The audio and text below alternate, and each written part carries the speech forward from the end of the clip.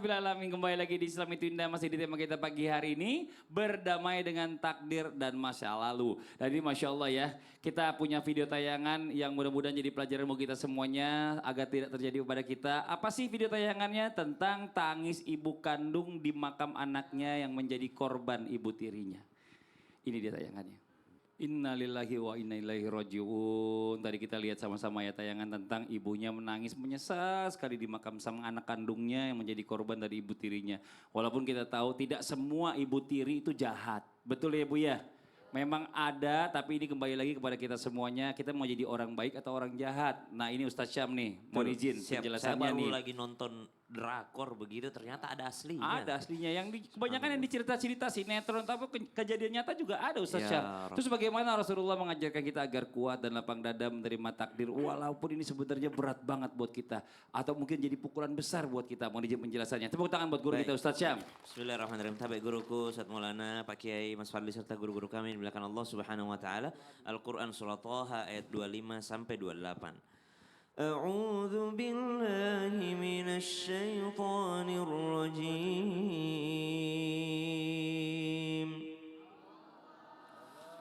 قال رب اشرح لي صدري ويسر لي أمري واحلل عقدة من لساني يفقه قولي. Ada doa di dalam Al-Quran untuk meminta kelapangan dada. Ini bukti bahwa manusia itu sangat membutuhkan yang namanya lapang dada. Sampai-sampai seorang Nabi Musa alaihissalam meminta untuk dilapangkan dadanya. Kemudian ada ayat yang lain, alam nashrah laka sadrak. Bukankah telah dilapangkan dadamu? Kelapangan dada diberikan kepada Rasulullah sallallahu alaihi wasallam. Kenapa? Karena lapang dada adalah modal penting dalam menjalani kehidupan baginda Nabi sallallahu alaihi wasallam. Lalu bagaimana kita berlapang dada menghadapi sebuah ujian yang berat ataupun seluruh ujian-ujiannya? Maka diajarkan oleh sahabat Nabi dan diajarkan langsung oleh Nabi sallallahu alaihi wasallam.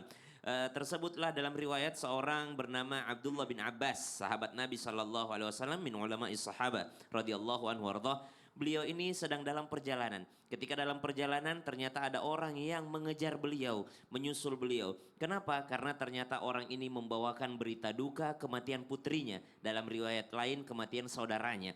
Kemudian ketika mendengar berita tersebut, beliau langsung berkata, Inna lillahi wa inna ilaihi raji'un. Mendengar kabar kematian putrinya, beliau langsung membaca Inna lillahi wa inna ilaihi raji'un. Setelah itu beliau berkata, Ya Rabb, engkau telah mengambil permata hatiku. Aku tahu ini yang terbaik bagiku. Karena engkau lebih tahu bagaimana kehidupan selanjutnya putriku. Bisa jadi aku tidak bisa merawatnya. Bisa jadi aku tidak bisa menjaganya. Bisa jadi aku tidak bisa membesarkannya. Setelah menyebut-nyebut semua kalimat itu, beliau turun dari kendaraannya. Lalu beliau sholat sunnah 2 rakaat. Ketika ditanya, kenapa engkau melakukan itu wahai Ibnu Abbas? Maka kata Ibnu Abbas, ini adalah ajaran Allah dalam Al-Quran. Ista'inu bis sabri was salat. Saya nyebut-nyebut kebaikan Allah, kemudian saya sholat 2 rakaat. Inilah cara berlapang dada. Masya Allah. Jadi intinya adalah kembali kepada Allah. Kembali kepada Minta Allah. perlindungan sama Betul. Allah. Dan perbaiki sholat. Masya Allah. Makasih banyak Ustaz Sama-sama, Syam. Mas Fadli. Ustaz Sam kok bajunya lebih bagus dari saya? Bukan, karena Bapak bajunya melentung di depan ini. Tepuk tangan Pak Ustaz Syam. Masya Allah. Jangan nyalain baju lebih bagus. Perutnya melentung, jadi melengkung bajunya. Ustadz nih sekarang buat jamaah, kita kasih kesempatan lagi buat Ustadz Maulana bertanya sama jamaah ya. Ustadz bertanya, Kami menjawab. Kalau sudah dari sisi kiri, Iya, saya sekarang mau ke sisi kanan. sisi kanan. Dari tadi, dari atas, sekarang ke sisi tengah. Supaya lebih adil lagi. Ibu. Masya Allah, silakan berdiri Bu. Boleh. Perkenalkan diri Ibu. Keluarganya nonton tuh di Bulukumba. Salah.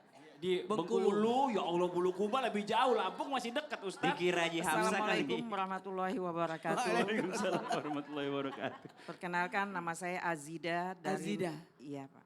Iya Ustaz. Dari Masjid Tahlim Al Istiqomah Curup Kabupaten Rejang Lebong. Oh Masya Allah. Provinsi Bengkulu. Saya mau bertanya.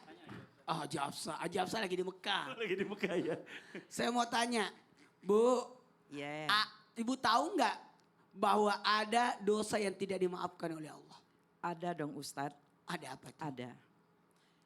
Orang yang buat dosa, orang yang berbuat dosa besar. Oh, Dosa besar itu tapi spesifikasinya nggak ada ya. Tapi kan dosa besar kalau orang itu mohon ampun pasti diampuni Bu. Tapi Iya. ini betul-betul dosa tidak dimaafkan oleh Allah. Iya. Mau tahu? Mau. Mau. bahas. Ya dia udah pasrah udah. Tepuk tangan dong buat Ibu, Masya Allah. Terima kasih banyak. Silakan Ustaz Maulana. Baik, izin Pak Yai, Ustaz Sams. Bagi kita semua, ketahuilah Allah itu maha pengampun. Tapi maha pengampunnya Allah, ternyata ada orang gara-gara perbuatan dirinya lah yang menyebabkan Allah tidak memaafkan, tidak mengampuni dosanya. Siapa itu? Orang yang berbuat dosa secara terang-terangan. Secara terang-terangan.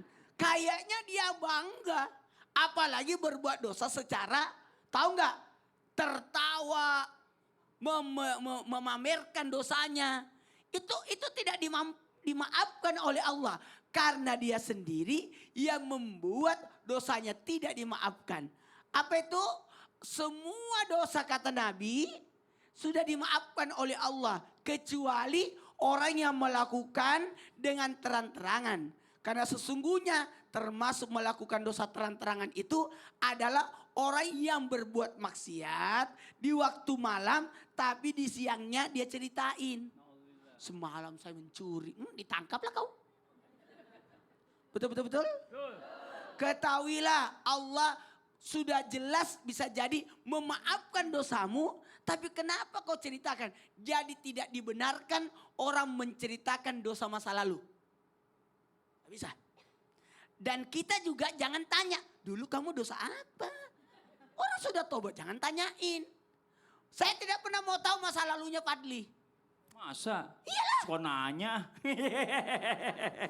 Jangan gitu dong. Gak mau saya. Apakah Mas Fadli dulu pacaran sama siapa? Gak mau saya tanya. Apakah dia pernah melakukan ini, melakukan ini? Aku gak mau tahu. Karena tidak boleh menanyakan dosa orang di masa lalu. Gak boleh. Jangan pernah mengungkit-ungkit dosa orang masa lalu. Karena dia sudah diampuni oleh Allah. Bisa jadi dia sudah diampuni, engkau yang belum. Inilah juga bagian daripada kita tidak boleh menggibah orang. Oh. Tidak boleh menggibah dosa. Jangan. Bisa jadi dia sudah diampuni, engkau yang belum dimaafkan. Oh. Gara-gara apa? Menceritakan aib orang. Nauzubillah. Makasih banyak Ustadz Maulana. Tepuk tangan Pak Ustadz Maulana. Ya Allah. Senyumnya itu loh kadang-kadang menjebak. Jamaah. Kita lanjut lagi ya. Sekarang waktunya kita kasih kesempatan kembali buat jamaah yang sudah hadir ke studio mewakili jamaah yang di rumah untuk bertanya sama guru-guru kita. Tapi sebelumnya kita kembali dulu ke segmen Tanya Dong Ustadz. Kami semua tanya dong Ustaz. Oke, boleh yang mau bertanya silakan. Jamannya pada bingung. Kenapa? Dia begini, kami begini, kami semua tanya dong Ustaz. Terus jamaah Dia gimana? begini, ya kami semua. Udah kita lanjut yang mau bertanya angkat tangan ayo. Mana gantian. Sekarang dari sebelah kanan saya dulu yang di atas Ibu boleh izin. Maaf punten yang di atas dulu Ibu ya. Iya kasih yang di atas. Makasih Ibu. Terima kasih. Bismillahirrahmanirrahim. Assalamualaikum warahmatullahi wabarakatuh. Waalaikumsalam warahmatullahi wabarakatuh. Ya, perkenalkan nama saya Tenti dari Majelis Taklim Al Istiqomah, Kelurahan Air Putih Lama Curup, Kabupaten Rejang Lebong, Provinsi Bengkulu. Tepuk tangan dong buat Ibu Tenti. Lengkap ya Pak Ustadz ya. Lengkap. Kode pos belum Bu? Kode pos. Iya. Silakan Ibu. Lanjut. Ya, di sini saya mohon izin Pak Ustadz, saya mau tanya sama Pak Kiai. Oh boleh. Pak Kiai Boleh, Pak Haji Kiai. Agus ya. Baik. Ya katanya jodoh itu ada cerita itu dalam suatu keluarga. Seorang istri itu sangat soleha gitu Pak Ustadz ya. Sementara suaminya malas beribadah. Nauzubillah min zalik. Iya, sementara katanya Allah telah memberi. Yang namanya orang baik akan dijodohkan dengan orang baik. Oh iya betul-betul. Sementara yang buruk dengan yang buruk. Itu bagaimana itu Pak Ustadz? Oh, kenapa istrinya soleha dapat suami yang nggak pernah sholat? Gitu Mungkin- maksudnya itunya Bu ya, Tenti. itu Ya. Ya, itu Terima ya. kasih Pak Ustadz. Makasih, Bu Tenti. Assalamualaikum warahmatullahi wabarakatuh. Waalaikumsalam warahmatullahi wabarakatuh. Tepuk tangannya mana buat Ibu Tenti? Makasih. Mohon izin penjelasannya Pak Kiai. Ibu siapa nama? Ibu Tenti. Bu Tenti. Baik pemirsa Indonesia, ada kata a good husband makes a good wife. A good wife is a good price for husband. Bahwa suami yang good, yang jempol, bisa mencetak istrinya juga jadi baik, solehah. Amin dong. Amin. Sebaliknya istri yang baik itu adalah hadiah dari Allah buat sang suami yang soleh macam ibu-ibu semua. Ini semua kelihatannya ahli sorga. Amin. Kurang kompak ahli sorga. Kelihatannya. Insya Allah sehat semua. Karena wajahnya, wajhun malihun, saya lihat bersinar semua ini. Tuh, wajahnya bersinar karena ada hati yang bagus, ada lampu lagi ah. Pemirsa Indonesia, ada Allah mengatakan wat toibatu li toibin, wat toibuna li toibat. Jadi perempuan yang baik-baik itu akan dijodohkan dengan suami yang baik. Amin dong. Sebaliknya perempuan, suami yang soleh itu akan dijodohkan dengan perempuan yang solehah juga. Itu adalah saling, mungkin ada take and give ya. Give and give, memberi dan menerima, memberi dan memberi. Nah di sini saudaraku yang terhormat, ada juga sih para nabi. Dikasih jodoh perempuan istri yang gak baik juga. Contohnya nih, Allah membuat istri Nabi Nuh dan istri Nabi Lut sebagai perumpamaan bagi orang-orang kafir.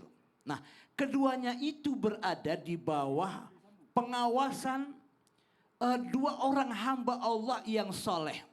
Di antaranya hamba-hamba kami. Itu kata Allah. Lalu kedua istri itu saudaraku yang terhormat, mereka ya berkhianat. Saudaraku yang terhormat.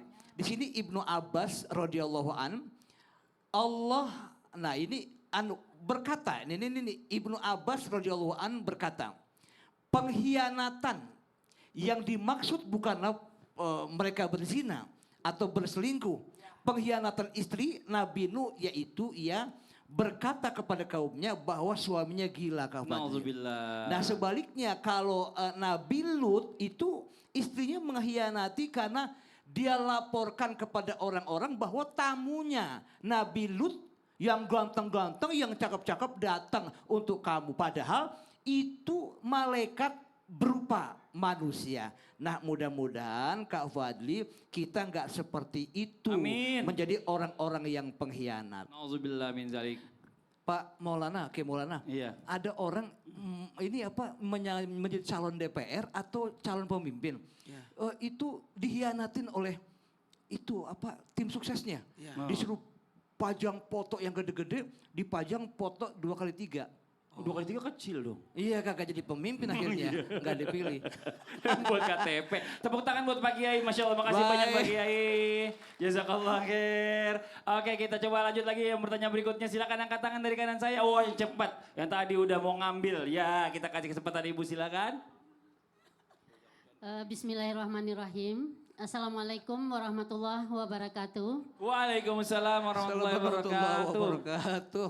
Perkenalkan nama saya Ibu Ice dari Majelis Taklim Al-Istiqomah, Masya Allah. Curup, Kabupaten Rejang Lebong, Provinsi Bengkulu. Tepuk tangan buat Ibu Ice. Pertanyaannya Ibu. Izin Nanya. saya mau bertanya dengan Ustadz Sam. Ustadz Syam, boleh. Baik Ibu, silahkan.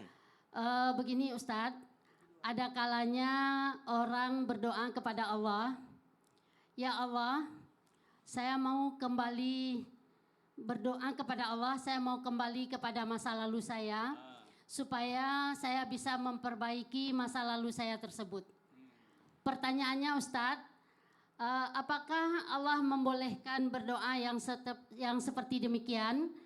Atau Allah benci dengan doa yang seperti demikian Ustadz? Sebelum Oke. Ibu akhiri saya tanya sedikit. Kira-kira kalau habis berdoa begitu ada kemungkinan terjadi nggak kembali ke masa lalu atau mustahil? Ada kemungkinan Ustadz. Kok bisa? Pakai mesin Ya, banyak waktu. juga yang terjadi seperti demikian Ibu Ustadz. berarti temennya Doraemon. Iya. Ibu coba Demikian itu Ustadz, aja. terima Ya. kasih. Assalamualaikum warahmatullahi wabarakatuh. Waalaikumsalam warahmatullahi wabarakatuh. Makin bingung aku. Makin bingung. Sebenarnya nggak bisa balik ke masa lalu, cuma Siap, dia balik ke masa lalu karena banyak dosa maksudnya. Siap-siap baik. Tapi Memperbaiki. guru Ustadz Maulana Pak Kiai, Mas Fadli serta guru-guru kami di belakang Allah Subhanahu wa taala. Al-Qur'an surah Al-Asr. أعوذ بالله من الشيطان الرجيم Allah. بسم الله الرحمن الرحيم Allah.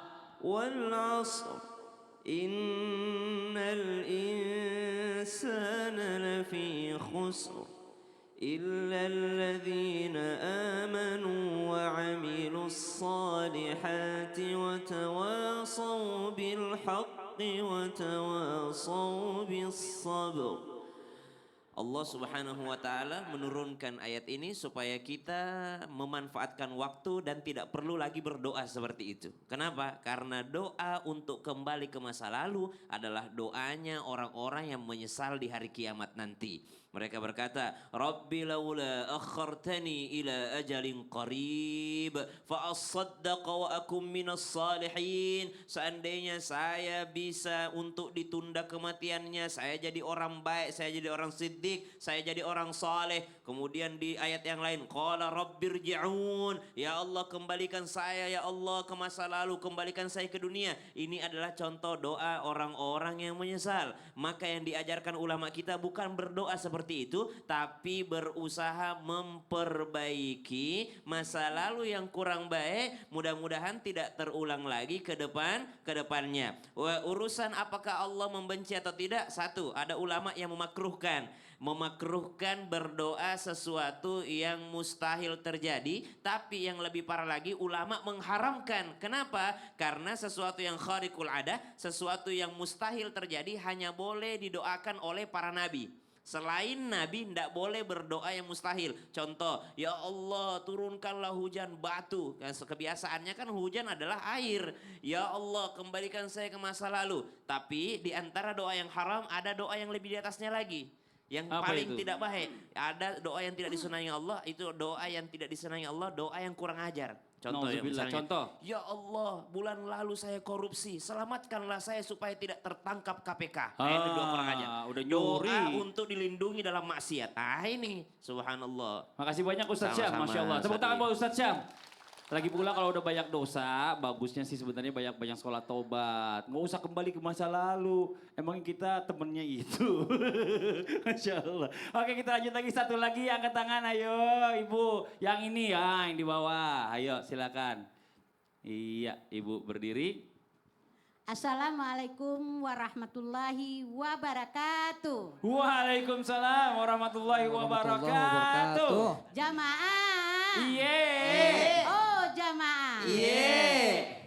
Iya. Alhamdulillah. Gantung Ibu nih, Cakep. gantung. Silakan Ibu. Perkenalkan, nama saya Ibu Kartini. Ibu Kartini. Dari Majelis Taklim Al Istiqomah Curup, Kabupaten Rejang Lebong, Provinsi Bengkulu. Tepuk tangan buat Ibu Kartini. Mau nanya sama siapa, pertanyaannya apa Ibu? Izin bertanya pada Pak Kiai. Ah. Apa benar Mm-mm. penyakit ain itu bisa datang dengan cepat sehingga bisa-bisa mendahulukan takdir Allah? Oke. Wassalamualaikum warahmatullahi wabarakatuh. Waalaikumsalam warahmatullahi wabarakatuh. Tepuk tangan sekali lagi buat Ibu kita Kartini. Silakan. Pak Kiai dijawab. Ibu Kartini, saya Bapak Kartono. Pemirsa Indonesia, penyakit ain itu benar-benar ada. Makanya andaikan ada sesuatu yang bisa mendahului takdir. Nah ini kata Nabi nih, sungguh ain itu yang bisa. Makanya hati-hati kepada orang yang dengki, orang yang sirik, dan juga orang yang suka iri hati. Itulah penyakit ain. Dia membanggakan diri dan dia bangga lihat kita.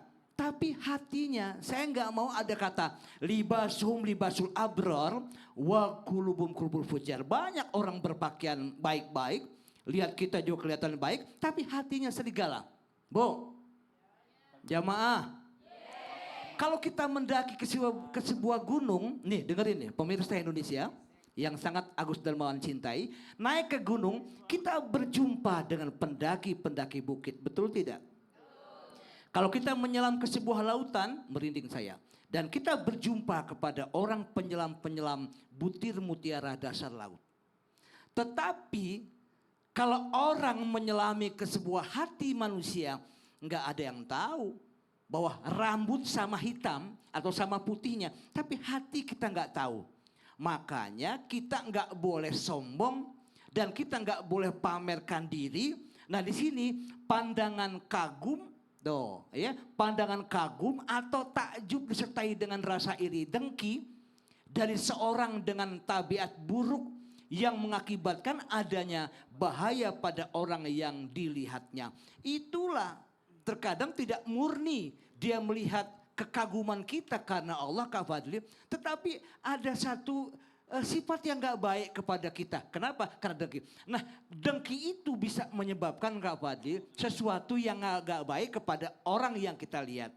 Makanya hari ini kita bersyukur akan nikmat yang Allah telah berikan, gak usah dipamer. Kadang-kadang kita punya sesuatu, kita memang give the best and the best will come back to you. Dia memberikan sesuatu, nih tangan kanan kasih orang, tangan kirinya selfie.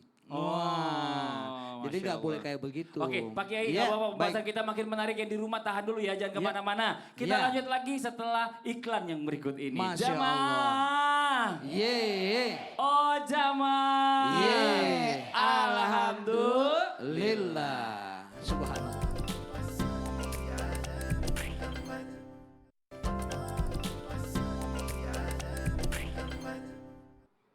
Jamaah, oh jamaah. Alhamdulillah. Alhamdulillahirrahmanirrahim. Kembali lagi di Islam itu Indah, masih di tema kita pagi hari ini, berdamai dengan takdir dan masa lalu.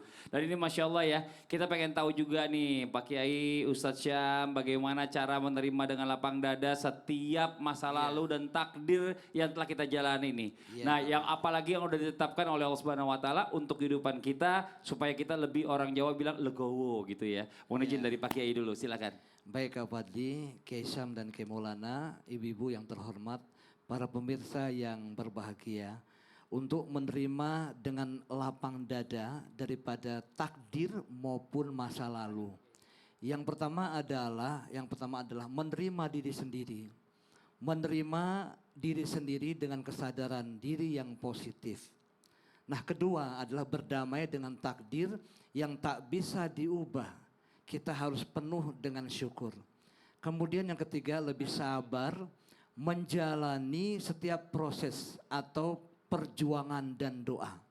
Kemudian yang keempat adalah menghargai perbedaan pendapat atau sudut pandang yang berbeda. Jadi kita harus saling menghormati, menghargai dengan sesuatu pendapat orang lain.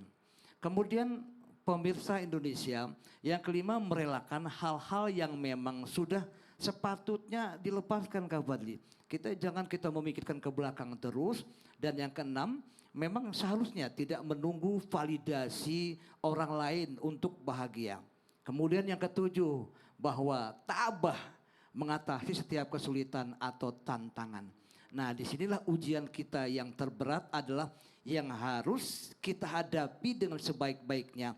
Yang penting ridho Allah itu akan datang buat kita.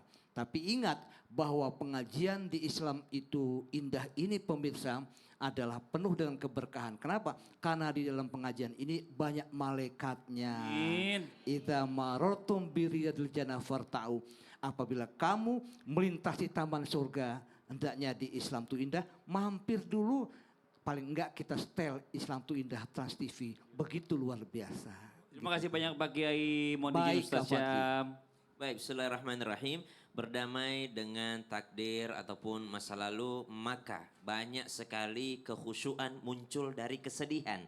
Sehingga kesedihan itu bisa jadi pemicu seseorang lebih khusyuk kepada Allah Subhanahu wa Ta'ala. Makanya tetap ada masalah terjadi, tetap ada musibah terjadi. Ada sebuah amalan dan doa yang bagus untuk kita amalkan, diajarkan oleh guru-guru kita. Namun sebelumnya saya tanya ibu-ibu dulu, habis sholat ngusap wajah enggak, Bu? Ngusap. Pas mengusap wajah ada doanya enggak? Doanya sama-sama kita praktek. Bismillahirrahmanirrahim. Bismillahirrahmanirrahim. Asyhadu an la ilaha illallah. Asyhadu an la ilaha illallah. Ar-Rahmanur Rahim. Ar-Rahmanur Rahim. Allahumma dhhib Allahumma dhhib anniyal hamma anniyal hamma wal hazan. wal hazan. Kalau kata guru kami Ustaz Maulana, ya Allah hilangkan susahku dan hilangkan sedihku. Wallahu ta'ala. Amin ya Allah. Kesimpulan guru kita Ustaz Maulana. Kesimpulan dari tema kita hari ini berdamai dengan takdir dan masa lalu. Ketahuilah takdir itu Allah yang maha kuasa akan takdir kita. Dan jangan menyepelekan diri kita karena kita bukan aliran Jabariyah, apalagi aliran Qadariyah. Tapi kita adalah ahlu sunnah wal jamaah. Yakinlah dari usaha kita ada rezeki, ada manfaat, ada hikmah di dalamnya. Maka dari itu sesuaikan kemampuan kita. Lalu usaha yang kita lakukan. Kalau memang sesuatu yang tidak mengenakkan bisa jadi itu penggugur dosa. Maka pantaskan diri kita untuk menyikapi takdir itu sendiri. Maka takdir itu bisa dirubah dengan 3 cara. Apa itu? Doa yang tarik menarik dengan takdir. Kemudian silaturahmi dan jangan lupa sedekah. Amin. Masya Allah. Makasih banyak guru-guru kita. Jazakumullah khairan katsiran. Buat jamaah Islam Indah, terima kasih banyak juga selalu menyaksikan Islam Indah. Ya, sekali lagi mohon maaf atas segala kekurangan. Allahumma muwaffiq ila aqwamit thoriq. Wassalamualaikum warahmatullahi wabarakatuh. Waalaikumsalam warahmatullahi wabarakatuh. Allahumma salli ala sayyidina Muhammadin tibbil qulub